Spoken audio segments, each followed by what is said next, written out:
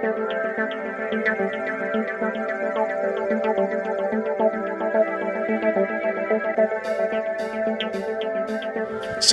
you know, it's a privilege to be here in Iceland, and I guess my job is to be a little bit of a, you know, a brain candy provider for the next few minutes, following up from the Brads. They really teed me up in a nice way, but it's pretty hard to follow that crowd, so I hope you bear with me a bit.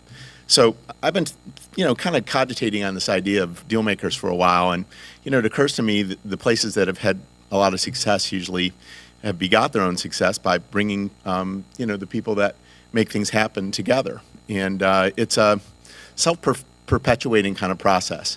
The people that have done a lot continue to do a lot, and it's a gift that keeps on giving. And I'll explain that in a minute, exactly what I'm talking about. These ideas came about, believe it or not, as I was flying across, and I'll tell you a little bit of a story, flying across on an international flight. And I remember this fateful day when my computer completely died. I was stuck on an airplane. I had no reading materials. There was nothing to do. And I can't sleep on a plane. So I ended up pulling out that dastardly airline magazine, right? That's all that I had to read. And I came across this really interesting article about the mapping of the Internet 2 project, which was mapping the entire Internet. And this is the first drawing of the Internet in 1969. This was actually, ironically, pretty tied to Iceland because many of the telecommunications functions that were here at this military base were tied into this system called the ARPANET, which was intended to connect the U.S. military internationally, globally in a redundant way. This was the birth of the Internet. And you see it was actually 4 supercomputers connected to one another globally. That's the actual first conceptualization of the Internet. And the Internet 2 project actually then took that concept and blew it out when it mapped to show a picture that looked like this. And every single dot represents a metropolitan area network. So Iceland would be widely represented there. In fact, all of the European connected nodes are in the color purple. So you can see how dominant Europe is in the ecosystem of what's going on. But when I saw that picture, you know, I kind of put it in the context of, you know, what does it mean to entrepreneurs? You know, if you really think about it, you know, I didn't invent the Internet, so we're not talking about something that's world changing, but ultimately, you all have the ability to now compete globally. And this is an opportunity that your parents and your grandparents couldn't have even conceived of. So all of you know this because you're starting to work with people all over the world. How many of you, when you think about your Facebook connections, for instance, or your LinkedIn connections, have at least a third of those connections outside of your home country? You raise your hand? Okay. When you're looking at numbers, just think about the numbers of people that how many of you are doing business with people outside of your home country? Now, if I asked that same question even 6, 7 years ago, I bet you not as many people would raise their hands. I know that's not as common here in Iceland because obviously it's a small country and you all have to compete globally. And that's one of the great values of Icelandic culture, I think, is ultimately you're already designed to do this kind of work. So I thought to myself, well, you know, we have to start thinking about, and you know, Brad had mentioned this yesterday, of our work in a network culture. You know, we're changing. The day of a large enterprise culture is largely over. We're now internetworked, and now we're taking advantage of that in the business models that you see kind of taking root in entrepreneurship. So I started thinking about and got to the very end of that magazine, and I saw a picture. This is a picture of the United States, and I was flying on one airline, and these are the 5 airlines that they're connected to and how they're connected globally in the U.S., and then the same picture globally. And it occurred to me that we're just as physically connected as we're digitally connected. And, you know, the other thing that I was thinking to myself was, you know, entrepreneurs are global, and we think about things globally. We're starting to understand competition globally. I also think that money flies on planes. And what I mean by that is, the people that influence the development of ventures typically are people that represent capital.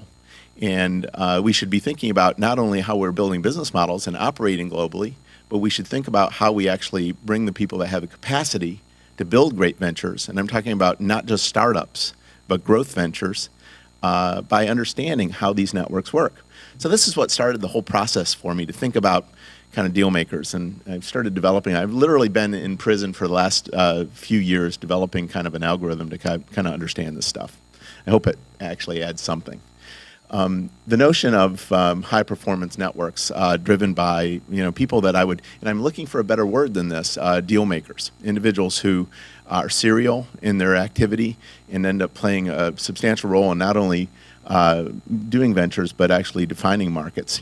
Sometimes you'd use the term market maker, but you might simplify it by talking about it as who's the who. Who are the people that motivate a particular network, build it. And those activities go well beyond just their investment activities or their activities as managers. But these are people that give back to their communities, want to build their communities, and actually start to perpetuate a high-velocity network. So what's ironic, and I'm sitting in an academic environment, right? I guess some people could lay me off as a professor, and that's hard for me because I was an entrepreneur for most of my life. But it's ironic to me when you look at the best academic literature. There's a pretty clear distinction between the concept of entrepreneurs and the concept of investors. I always found that very odd because it seems to me the very successful investors I had in my life were people who were serial entrepreneurs. People that have operating background. And typically, investors come from those backgrounds. So I never understood that distinction because typically they kind of interplay. Now, there are pure play investors, and I'm not disputing that. But my sense is that I wanted to flatten this concept and talk about deal makers that do three things. They broker resources, they shape networks, and they syndicate and interconnect. It's important that you think not of an investor from the standpoint of what their particular interests are, but think about their relational capital and how they're connected to other syndicates, and specifically how their work might connect to other syndicates and how they work. So again, forget about the concept of a person-to-person network. Don't rely just on your relationships. Start thinking as a network performer. Think of yourself in the context of a network. And these syndicates are really critical. So a simple way of thinking about it, you've got a network of entrepreneurs and investors. You've got someone at the center that is well-known and has done it on a serial basis, and they activate the rest of the network. And my sense is, back in the first, dead zone, 2001, 2002, then the second dead zone brought on by the financial crisis, 2008, I started thinking to myself, things were really slowing down. And I was wondering why my friends who are investors were not investing. And I wanted to try to put some fire on the target by lighting those folks up and trying to understand why did they retreat. Obviously, they retreat because they felt there was too much risk in the system. But I also think that part of it is that we don't recognize their importance. They can hide, I remember showing some of these maps to a number of investors, and an investor came out of the woodwork and said, Zoller, where did you get my name? And I said, I got it out of public data. And he said, is there any way you could take me off? I've spent my entire life anonymous. I've never even had a business card, and I would really not like to be lit up. So think of yourself, at the board table. If you wanted to build a great economy here in Iceland, you're all part of the patchwork that would need to be put together. Put yourself at that table. Think about the role that you can play in building this into a great entrepreneurial ecosystem. Based on my time, and I'm guessing, what I heard from the Brads, I'm sorry, I'm calling you the Brads now, that's like a brand, right? You guys should go on the road, the Brad Show. I'm pretty bullish on what can happen here in Iceland because I think all the pieces are there. And honestly, you've got a creative economy. You've got a strong leadership cadre among your senior people. I'm blown away by the president as well. I'm also blown away by Bala and some of the other leaders here that I've met. But I also see some real vigor among the young folk. And last night I was at a hackathon, and I was just freaking blown away by the creativity that folks were bringing to the table. I mean, it was the same kind of vibe you'd get if I were at a hackathon in Silicon Valley or if I were in Boston or what have you. So you have nothing to be, I guess, less enthusiastic about. So I did this initial analysis of tech hotspots. Back in the 80s, believe it or not, in the United States, we started to aggregate all of our tech resources, and we have huge federal sponsored research budgets. So we wanted to induce technology. So we would migrate those budgets to major hotspots, and we wanted to create this concept called, and it's actually well used still in Europe, the concept of technopoles. So we'd actually allocate a lot of the federal research money to certain areas that were high-tech in nature, and these were all the tech hotspots. And the idea was, field of dreams, if you build it, they will come. You induce it with a lot of research. That research will transfer into entrepreneurship. Entrepreneurship will happen, and we'll all be, very successful and rich, right? Well, the truth of the matter is it happened in some places and not in others. And I was trying to understand that, maybe to give some nuance to what Brad is sharing in the story of Boulder, to try to understand where it all came from. I started looking at these regions, and some regions like Boston and Silicon Valley did really well. For instance, Silicon Valley created almost 5,000 firms over a 20-year period, whereas Boston created about half that. You know, in the U.S., you would equate the two in most cases. Whereas the other regions created much less than 1,000, some strong, some weak. My own region, a Research Triangle Park, which has more PhDs per capita than anywhere in the country, highest density of PhDs per capita over total employment, is actually the lowest number of entrepreneurial startups. And that really was ironic to me. Then I looked at these numbers, and these are the numbers of connections of people who have equity in firms, and I started to see, you know, obviously what you'd expect, everyone at the base, a big fat base where there was a lot of success. There were a lot of people who had one deal. You know, I had one deal that made me successful. I have equity in one company. Whereas the ones that were most successful, the regions that were most successful, had nice long tails, meaning there were a lot of people who were either, you know, obviously when you're dealing with people with more than 20 equity positions, you're dealing with primarily professional investors, but individuals that were in the range of between 8 and 20 equity positions that represented seriality, that was the gift that kept on giving. These were cycles that were kind of running through the economy. I also represented, you know, the people that had more than 3 equity positions in a private firm, and they are an elite group of people. It represents more or less in the average, and the aggregate, about 2.5% of the total population. And where there were successful regions like the Bay Area or Boston, there were very high densities of people with serial experience, whereas in the regions that were not as successful, there was very low densities, and that correlation actually was something I proved. And it was actually a better predictor than the actual aggregate size of the network. So having serial people was more likely in successful regions than it was to have a large entrepreneurial network. So it was about quality, not quantity. So I started to map these regions using social network theory, and you know, here's the aggregate networks. And I look at Silicon Valley, and this is ordered in the order of population. So the most dense, or the highest population, is the upper left-hand corner, Boston, and the lowest population is the lower right-hand corner, Austin. And if this varied by way of population, you expect the upper left-hand corner to be the most dense, and the lower right-hand corner to be the least dense. But you actually see a lot of variation. Places like Silicon Valley, you can't even make out the network. I call that the black hole. You know, Phoenix, Arizona, I showed that to Michael Crow, who's the chancellor of Arizona State University, and it's the weakest entrepreneurial network, and it's the 3rd largest metropolitan area up here.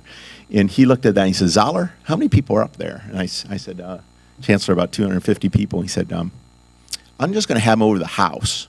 I'm going to talk to these guys and find out what's going on. So I thought that was kind of funny.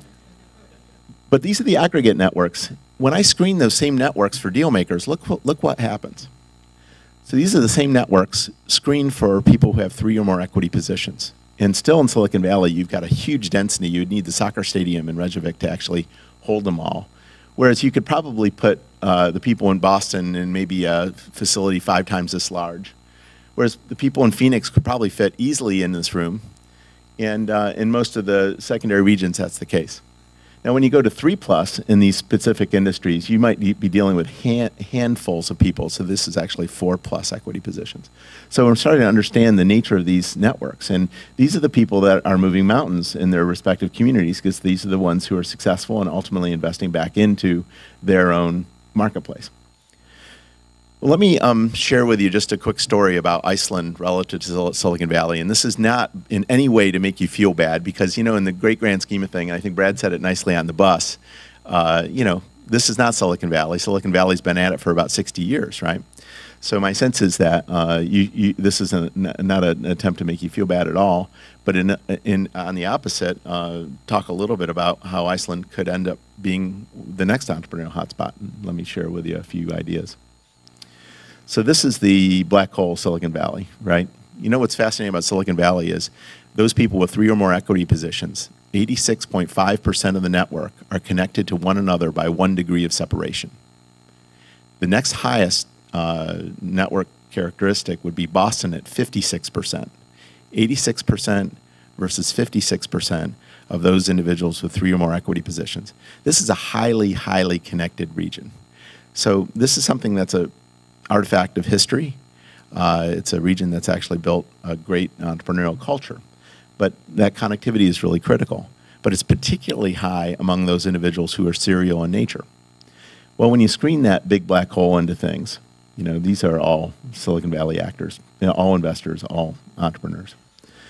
When you start to screen for, let's say, people with 15 or more equity positions, and the color coding actually means something, the IT industry is blue.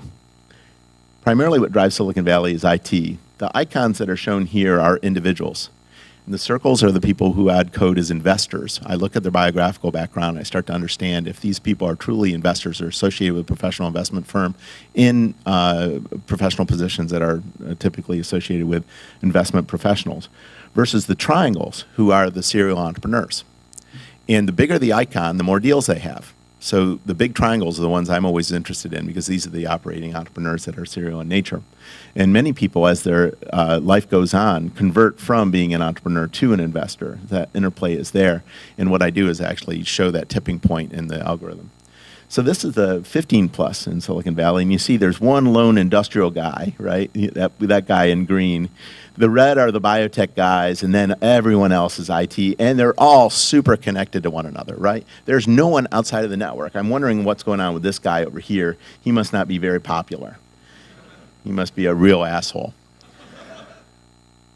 When you go to 20 plus, notice all the others' colors are gone. This is an IT culture, and they're all connected to one another. And these are the people that, you know, you'd be reading about, you know.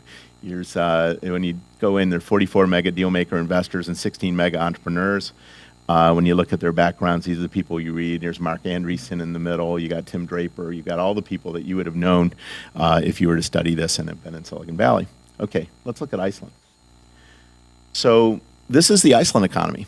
And let me tell you, I've been to over 40 different regions. I've screened regions like this. And I'm very excited about what's happening in Iceland for a couple reasons. First off, you notice all the colors. There's a lot of diversity here. So whereas, you know, entrepreneurship might drive out of IT in certain regions, this is a region that actually has a great deal of strength in biotech, a great deal of strength in industrials, you know, and that might be a fragment of history. And obviously the IT sector is very strong here. There's also something going on with consumer discretionary that makes me think, you know, it might be in the food industry, but my sense is that there might be some interplay among those regions. Excuse me, those industries. There's also something that I think when you compare other regions like Iceland, you don't typically see that little fragmentation. You see a lot more fragmentation, meaning that there are a lot of people who invest one deal here and don't connect it all to the network. They're here for some other reason. And I thought for sure Iceland would be in that characteristic, that there would be individuals who invest here but don't connect here, right? But sure enough, you see a nice cohesive network.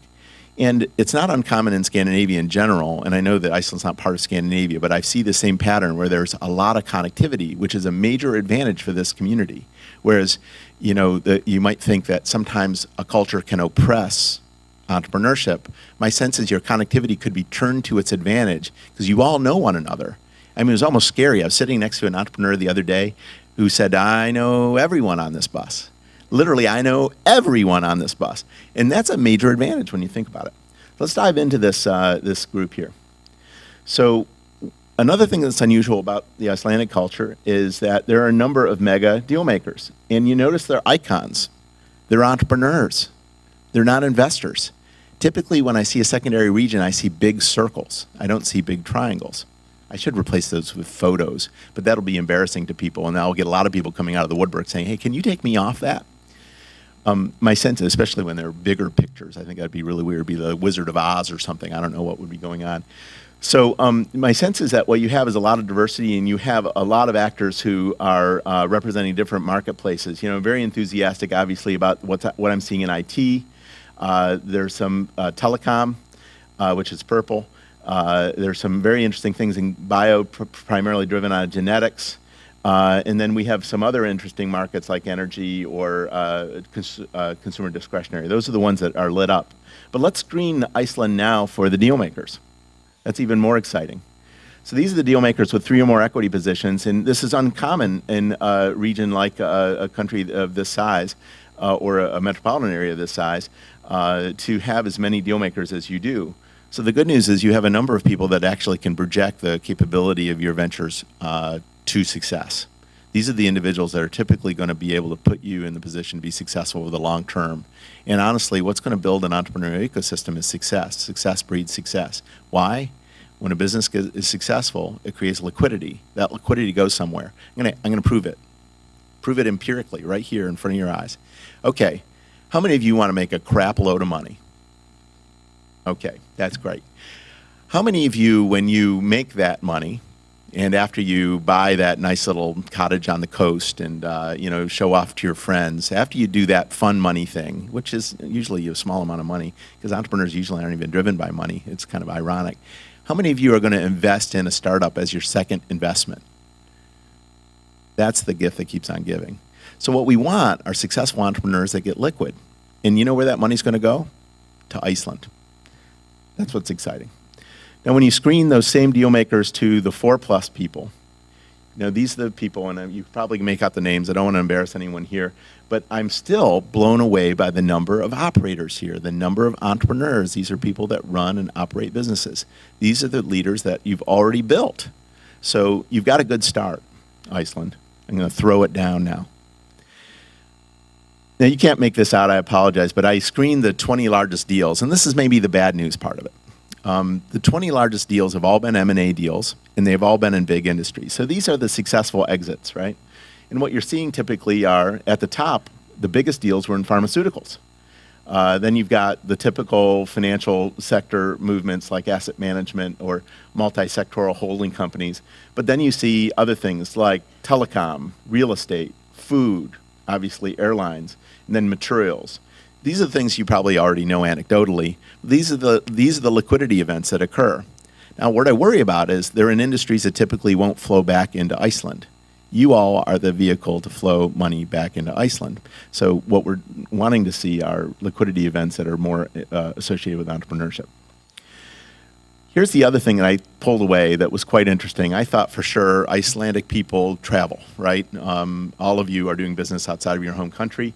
When I looked at where these investments are coming from, the leading region where you're deriving external investment is UK, then Denmark, then Sweden, then Norway, then California. So I equated states at the same level as US states, at the same level as sovereign governments. Then Massachusetts, then Germany, then Illinois, and then Africa. I guess it's ironic. I think that's more on the material side. But my sense is that there's a lot of connectivity, obviously, with the U.S. ecosystem. And if you're starting to understand kind of how money flows on planes, you should be dialing in on what activity is already occurring here in Iceland. All right, so one thing I want to leave you with is the concept of mix. You know, obviously, I believe it starts with the entrepreneur. And like the Brads had mentioned, I honestly think it takes leadership on your part to actually build a culture of entrepreneurship. But entrepreneurship comes in many, many different flavors, sizes, shapes, and approaches. And, you know, there's no magic bullet. There are other two elements that I'm seeing in successful ecosystems. There's the ability to manage and grow companies. And, you know, ironically, one of the best opportunities for a country like Iceland is to start to convert the people that are otherwise bored in their big company jobs into entrepreneurs.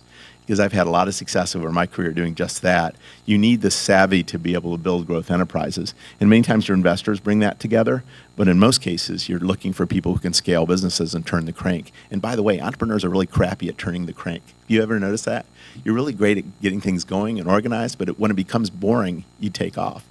So you need the guys that are going to be left behind turning the crank and making sausage every day. And then there's the investor.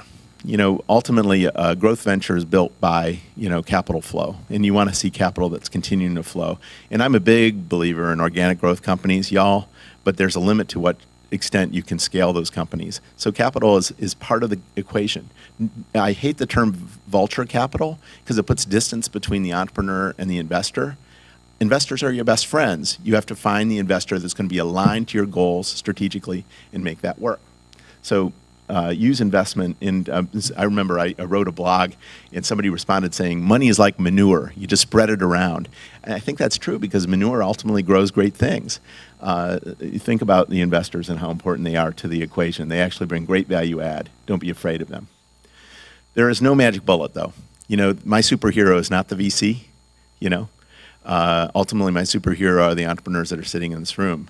And many of the people that I know that are engaged in professional venture capital are rock star entrepreneurs. So try to suss those out. The other thing is the killer entrepreneurs, you know, we have this term called Ocean's 11. You know, we're looking for the killer team, right? You know, I think there's some nuance to that. And I'll be curious to see what other people think about this. But I do think you have to create a Ocean's 11 type of team. But it doesn't necessarily always mean that it's equated to just young people. I think what we should be doing, and as I look in this room, I would say the demographic is roughly, on the average, 34 years old, probably second career, and I'm thinking probably maybe the first career step would have been in industry, and you're probably now taking an entrepreneurial shot. How many people are greenfield startup entrepreneurs from the very beginning? This is your first shot. Can you raise your hands? You all are the leaders, ultimately, but you're only part of the leadership solution. We've got to bring the whole room into leadership. And a lot of it boils down to this phenomena. I worry a little bit about us driving too much on youth, because ultimately you need the suits. You know, I know a successful meeting when I'm seeing jeans and suits mixed, because usually we're seeing money flowing, right? The people, and I love Brad's concept, right? What do you call it? Leaders and feeders. Leaders and feeders, right? But that generational divide is pretty critical. That guy on the left is that guy on the right. And recognize that in the totality of your life, when you look back, and I bet you the Brads would agree with me, when they look back, they realize, you know, I love being a young entrepreneur, but now that I'm mature and I'm developing things, I love to invest in the young entrepreneurs that are around me. That's what turns them on. That's what turns me on. So don't forget it. So not everything that's cool is new. That's Ocean's 11 from the original movie, right? Okay, so you're the gift that keeps on giving. Let's go build Iceland. And I hope that was enough brain candy to get you thinking about how to build a great entrepreneurial ecosystem. I'm going to really follow Iceland very carefully. I'm already in love with y'all. And thanks for the privilege of being here.